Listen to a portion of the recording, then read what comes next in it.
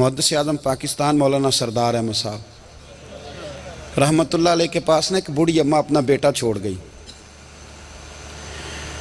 तो हज़रत साहब ने को 2, 4, 5 महीने रखा। तो बाद में उसकी अम्मा को बुला के कहा कि भाई तू बेवा है, बेटा तेरा यतीम है, मैं नहीं चाहता कि इसका वक्त ज़ाया हो।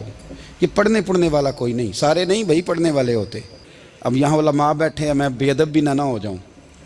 कुछ पूरे 8 साल लगा के भी आ जाते हैं, सनद भी उनके पास होती है। नाराज़ ना हो जाना, ये तो सब अच्छे लोग हैं। सनद होती है पर पता कोई नहीं होता।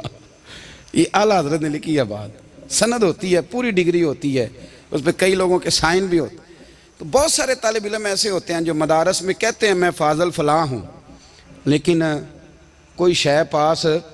तो मौलाना सरदार अहमद साहब मुहद्दिस आज़म पाकिस्तान रहमतुल्लाह अलैह उस बूढ़ी को कहने लगे तेरा बेटा कुंद देना है, पढ़ना पढ़ाना इसने कुछ भी नहीं, तो यतीम बच्चा है, कल को तो कहेगी कि मेरे बेटे ने वक्त ज़ाया किया तो वापस ले जा। बूढ़ी अम्मा रोने लग गई, कहने लगी मैं पढ़ाने तो नहीं लाई थी, मैं तो आपको रब का वली समझती हूँ, मैं तो नौकरी कराने लाई थी, नौकरी। हज़रत अनस बिन मालिक कहते हैं मेरी अम्मा भी हुजूर की बारगाह में दे गई थी। तो हुजूर की बारगाह में ये नहीं कहा था कि या रसूलल्लाह पढ़ा दें, हाँ हाँ मैं जिम्मेदारी से बात कर रहा हूँ। ये नहीं कहा था हुजूर मुजाहिद बना दें, ये थोड़ी कहा था कि या रसूलल्लाह सल्लल्लाहु तआला अलैहि वसल्लम से मुफस्सिर, मुहद्दिस, मुहक्किक, मुफ्ती बना दें। हज़रत अनस की अम्मा कह गई थी सोनिया जब तक ये रहेगा ना आपकी नौकरी करेगा, ये घर के काम काज करेगा, ड्यूटी करेगा, हुजूर ये आपकी नौकरी करेगा। तो मेरे महबूब ने फिर दुआ कर दी, अल्लाह इसे बरकत अता फरमा। तुम समझता है खिदमत वाला खाली रह जाता है? जितना जायका खिदमत वाले को मिलता है, जो उसके नसीब में आता है, वो किसी का नसीब कहाँ भाई। हजरत अनस कहते हैं हुजूर ने दुआ कर दी, बरकत की। मुझे तो खेती बाड़ी आती भी नहीं थी, पर लोगों के बाग में साल में 1 दफ़ा फल लगता था, मेरे बाग में 2 दफ़ा लगता था। हुजूर ने दुआ कर दी अल्लाह इसे औलाद दे। फरमाते हैं मेरे बेटे, मेरे पोते, मेरे नवासे, मेरी बेटियां, फरमाते हैं मैं जिंदा हूं और मेरी 100 औलादे मौजूद हैं। परेशान हो गया 100 सुन के बच्चे 2 ही अच्छे, 100 औलादे मेरी मौजूद हैं। हजरत अनस बिन मौलाना सरदार अहमद साहब के पास ना छोड़ गई बच्चा, कहने लगी हजरत जी मैं को पढ़ाने के लिए थोड़ा छोड़ गई हूँ, मैं तो इसलिए छोड़ के गई हूँ कि आप मेहरबानी करें, खिदमत कराएं। तो हजरत जी कहने लगे कोई ऐसा काम ही नहीं, खिदमत वाला क्या कराऊं। कहने लगी पट्ठे पवा लिया करो जी। हूँ लड़ पेंदे ने, कहने ने बच्चे काम कर दें मदरसे का। हालांकि अब कहाँ बच्चे काम करते हैं, अब तो गुजर गया दौर, अब तो बच्चे काम कराते हैं। अब बच्चे भी नाराज हो रहे हैं, घूर घूर के देख रहे हैं। सही कह रहा हूँ आपको, बच्चे काम कराते हैं, बच्चे कहाँ काम करते। कहने लगी ये चारा डाले करेगा आपकी भैंसों को।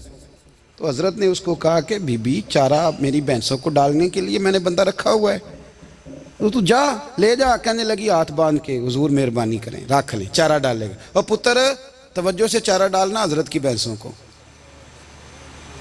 रोने लगी। हजरत ने रख लिया, महीने का खर्चा भी देते। शाम को ना वो सारा दिन काम करता, शाम को आके पैरों में भी बैठ जाता। हजरत जी लाएं तेल थोड़ा सा, पैर ना दबा दूं। 8 साल साथ वाले पढ़ते रहे, ये बेचारा नौकरी करता रहा। मेरा रूप भी नहीं तो मेरा रंग भी नहीं, और मैनू यार मनान दा टंग भी नहीं। कभी कभी ना हज़रत बिलाल हबशी फारग होते ना, तो नबी पाक की बारगाह में अर्ज़ करते हुजूर कोई काम तो नहीं, सारे हो गए, हुजूर जाऊँ ज़रा, चले जाते। एक दिन सलमान फ़ारसी कहने लगे या रसूलल्लाह ये बिलाल कहाँ जाता है। फरमाया जा देख के तो आ। हज़रत सलमान वापस आए तो आके रोने लगे, कहने लगे सोनिया जब यहाँ से जाता है ना तो जाके सैयदा फ़ातिमा की चक्की पीसनी शुरू कर देता, बीबी साहबा के काम करने लगता है, घर में जाके असनैन की ड्यूटी करता है, वहाँ भी काम यहाँ भी काम। वो चारा डालता रहा, उसने चारा डाला। हज़रत मुहद्दिस आज़म की भैंसों को दस्तार फजीलत का वक्त आ गया, सारे पगड़ियाँ सजा के आ गए, आज दस्तार होगी। ये ना पीछे होके बैठ गया, चूँकि पढ़ा ही नहीं था तो दस्तार का है कि दस्तार तो उसकी जो पढ़ेगा, हमने तो पढ़ा ही नहीं, हमने तो यार पढ़ा, घर पढ़ा, ड्यूटी करी। हज़रत मुहद्दिस आज़म रहमतुल्लाह अलैह के यहाँ जब ऐलान होने लगा ना कि अब दस्तार होगी, तो हज़रत ने पहला ऐलान उसका फरमाया